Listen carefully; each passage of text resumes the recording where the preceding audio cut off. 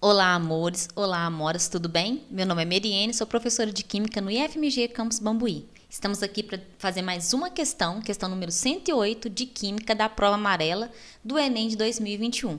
Bora lá! Nós temos aqui, então, a questão 108, ela traz um estudo sobre os pesticidas na agricultura. Logo que a gente olha para essa questão, a gente já consegue ter a noção que ela vai pedir alguma coisa em química orgânica. Afinal de contas, já temos 5 moléculas de orgânica bem desenhadas aí para nós. E ela vai falar que esses pesticidas, entre as várias substâncias existentes, que eles podem ser analisados quimicamente, de forma qualitativa, e aí ele traz o X da questão. Porque ele coloca aqui para nós, que o hidróxido de sódio é capaz de identificar a presença de um desses pesticidas, ou seja, um dessas 5 moléculas aqui embaixo de pesticida é capaz de ser identificada colocando hidróxido de sódio numa reação ácido-base de Bronsted-Lowry. Pode ser Bronsted-Lowry também, tá? Às vezes alguns professores falam Bronsted-Lowry. Bom, vamos falar de 3 teorias para a identificação de ácidos e bases, tanto na química orgânica quanto na química inorgânica, ok? A primeira teoria é a teoria de Arrhenius. Arrhenius diz o seguinte: um ácido libera H+ em meio aquoso. Segundo Arrhenius, uma base libera OH- em meio aquoso. Tá vendo que Arrhenius fala tanto ácido quanto base em meio aquoso? Esse é o limitante do uso da acidez e basicidade desse cientista, do Arrhenius. Ele só conseguiu trabalhar moléculas em meio aquoso. Para que vocês guardem isso, Arrhenius começa com A de água. Esse é o nosso macete, tá bom, gente? Guardem isso. Arrhenius, A de água, A de meio aquoso. Nós sabemos que a maioria das soluções, elas são trabalhadas em água, mas existem outras soluções, como as soluções orgânicas. E aí vieram outros cientistas trabalhando essas outras espécies em meio a soluções que não foram aquosas, como o caso de Bronsted-Lowry. Bronsted-Lowry são 2 cientistas que trabalharam concomitantemente nessa teoria. Não foi junto não, viu, gente? Foi ao mesmo tempo nessa teoria. E eles disseram o seguinte, que para que uma espécie seja considerada ácido, ela tem que doar prótons. E para que uma espécie seja considerada básica, ela tem que receber esses prótons. Não necessariamente em meio aquoso, pode ser em meio orgânico.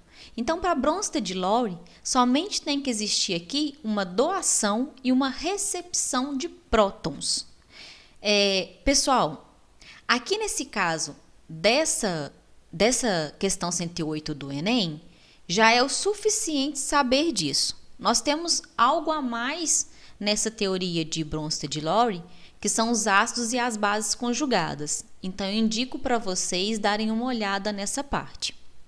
O terceiro cientista, na terceira teoria sobre acidez e basicidade, vai ser o Lewis. Só que o Lewis ele é totalmente diferente. Ele vai trabalhar com a ideia de doação e recebimento de pares de elétrons. Então, para Lewis, a base doa par de elétrons e o ácido vai receber esses pares de elétrons, tá bom? Para a química orgânica, é muito interessante vocês entenderem a basicidade da orgânica por Lewis. Porque aqui no caso da parte básica desses compostos orgânicos, somente Lewis consegue identificar e explicar essa doação desse par de elétrons, ok? Então, também é um assunto que eu deixo para vocês estudarem um pouco mais e que sempre cai nas provas, tá? Então, vamos voltar para a nossa questão. Nossa questão, então, vai pegar o hidróxido de sódio, que é NaOH, é uma base inorgânica. E essa base inorgânica, ela vai conseguir reagir com uma dessas 5 substâncias, que vai ter um caráter ácido, para que haja uma reação de ácido-base, formando sempre um sal e uma água, tá? Então, vamos estudar a acidez dos compostos orgânicos segundo o Bronsted e Lowry. A acidez na orgânica é muito tranquila, porque os nomes dos ácidos já vêm escritos na frente, sabe? Por exemplo, o ácido mais forte em química orgânica é o ácido sulfônico. Então, apareceu o ácido sulfônico, ele vai ser um ácido orgânico mais forte. Depois do ácido sulfônico, nós temos o segundo ácido mais forte, que é a função ácido carboxílico. Gente, para vocês terem ideia do grau de acidez dessa molécula de ácido carboxílico, dessa função, ácido carboxílico, nós temos uma molécula no nosso dia a dia, que é o ácido acético, que possui a função ácido carboxílico, e a gente ingere essa molécula, que é o vinagre.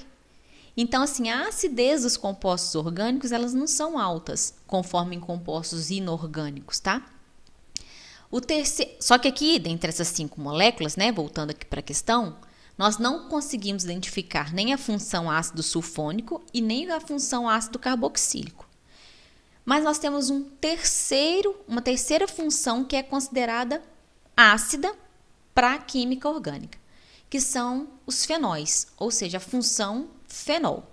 A função fenol aqui, ela pode ser encontrada somente na molécula com o número 3. Aqui eu tenho um fenol e aqui eu tenho outro fenol. Gente, lembrando que o fenol só é considerado ácido porque ele consegue liberar esse hidrogênio aqui, que vai se juntar a esse OH para virar a água, que é um dos produtos dessa reação ácido-base. E por que ele consegue liberar esse hidrogênio? Por causa da ressonância dos elétrons π que tem aqui no anel benzênico. A ressonância dos elétrons π consegue estabilizar a carga negativa que esse oxigênio vai ficar com a saída do hidrogênio. Então, guardem, por favor, pessoal. Nós temos o ácido sulfônico em química orgânica como um ácido mais forte. Depois vem as funções ácido carboxílico, sendo a segunda mais forte. Depois o fenol, aí depois vem o álcool, vem a água. Então, assim, a acidez em orgânica é muito baixa. Então, a resposta dessa questão é a letra C, que é a questão, que é a molécula 3, né, gente? Bom, muito obrigada por prestarem atenção e até uma próxima resolução de mais exercícios aqui no Projeto à Prova. Um abraço!